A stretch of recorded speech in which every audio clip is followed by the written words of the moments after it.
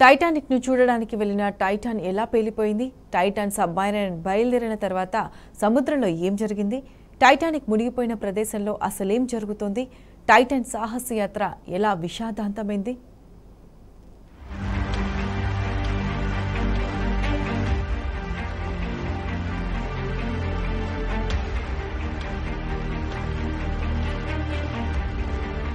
సరిగ్గా 111 ఏళ్ల కిందట నార్త్ అట్లాంటిక్ సముద్రం నిశిరాత్రిలో భారీ మంచు కొండను ఢీకొని టైటానిక్ షిప్ మునిగిపోయింది. వందల మంది ప్రాణాలు సముద్రంలో కలిసిపోయాయి. ఈ భూమి మీదనే అత్యంత భయంకరమైన ప్రదేశమని. సరిగ్గా అక్కడే ఇటీవల మరో ప్రమాదం జరిగింది. టైటానిక్ శకలాలను చూడడానికి వెళ్లిన టైటాన్ జలాంతర్గామి పేలిపోయింది. సముద్రంలో ఒకే దగ్గర జరిగిన ఈ రెండు ప్రమాదాలు సర్వత్రా చర్చనీయాంశాలు.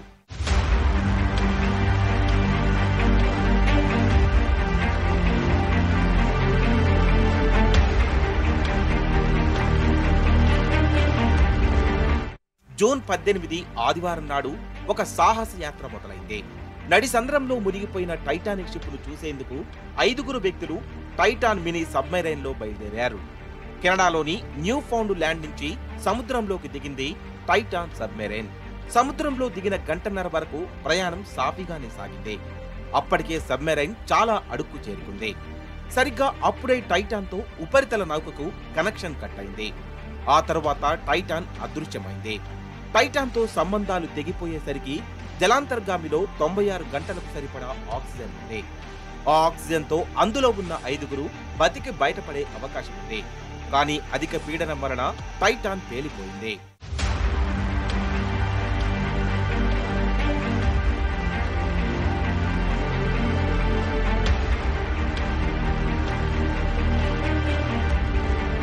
టైటాన్ మినీ సబ్‌మైరైన్ కోసం సుదీర్ఘంగా సముద్రాన్ని తెల్లడబట్టారు. కెనడా, అమెరికా కోస్ట్ గార్డ్ దళాలు రంగంలోకి దిగాయి. 3 రోజుల పాటు ముమ్మర గాలింపు చేపట్టాయి. చివరకు పేలిపోయిన టైటాన్ శకలాల్ని గుర్తించారు. అట్లాంటిక్ మహాసముద్రంలో 12,500 అడుగుల లోతులో టైటానిక్ షిప్ ఎక్కడైతే మునిగిపోయిందో ఆ ప్రదేశానికి 488 మీటర్ల దూరంలోనే టైటాన్ కూడా సముద్ర గర్భంలో కలిసిపోయింది. టైటానిక్ నౌక శకలాల్ని చూసేందుకు వెళ్లిన టైటాన్ జలాంతర్గామి కూడా అంతర్ధానమైంది. ఈ ప్రమాదంలో 5 దుర్మరణం పాలయ్యారు. టైటాన్ దుర్ఘటనలో పాకిస్తాన్ బిలియనియర్ షహజాదా దావూద్, అతని కుమారుడు సులేమాన్, బ్రిటిష్ వ్యాపారవేత్త హమీష్ హర్డింగ్, ఫ్రెంచ్ నేవీ అధికారి పాల్ హెన్నీ, ఓషన్ గేట్ వ్యవస్థాపకుడు స్టాక్టన్ రష్ ప్రాణాలు కోల్పోయారు. అమెరికాకు చెందిన బడా వ్యాపారవేత్త జే బ్లూమ్ కూడా ఈ సబ్‌మైరైన్ లో వెళ్లాల్సి ఉంది. అయితే షెడ్యూల్ కారణంగా ఆయనకు సీటు నిరాకరించారు. దీనికి సంబంధించి ఓషన్ గేట్ వ్యవస్థాపకుడు స్టాక్టన్ రష్ తో చేసిన చాట్ ని జే బ్లూమ్ విడుదల చేశారు. అలా అతడు ప్రాణాలతో బయటపడ్డాడు. సబ్‌మైరైన్ నిర్మాణంలో ఉన్న ఒక చిన్న లోపం కూడా భారీ విపత్తుకు దారితీసింది. ప్రమాదం జరిగిన ప్రదేశంలో నీటి పీడనం భూమిపై ఉన్న దానికంటే 350 రెట్లు అధికంగా ఉంది. టైటాన్ ఓడ శకలాలున్న ప్రదేశాన్ని సముద్రంలో మిడ్ నైట్ జోన్ గా వ్యవహరిస్తారు. 3,300 అడుగుల నుంచి 13,100 అడుగుల లోతు వరకు ఉండే ప్రదేశాలను ఇలా పిలుస్తారు. ఇక్కడ ఉష్ణోగ్రత కూడా పడిపోయి కేవలం 4 సెంటీగ్రేడ్ మాత్రమే ఉంటుంది. ఈ ప్రదేశంలో చదరపు అంగుళానికి 2,700 కిలోల పీడనం ఉంటుంది. చిన్న లీకేజీ కూడా ఈ మినీ జలాంతర్గామి విచ్ఛిన్నమైపోవడానికి కారణమవుతుంది.